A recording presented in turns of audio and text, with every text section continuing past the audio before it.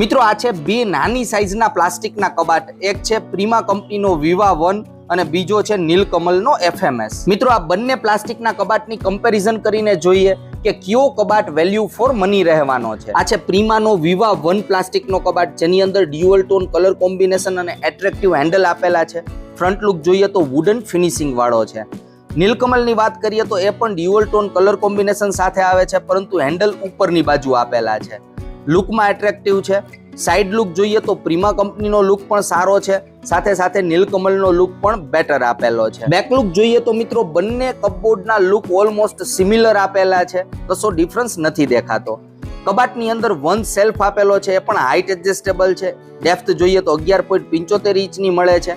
Same મિત્રો નીલકમલમાં પણ height adjustable self આવી જાય છે અને ડેપ્થ પણ 11.75 ઇંચની મળે છે. તો ઓલમોસ્ટ ડાયમેન્શન જોઈએ તો સિમિલર છે.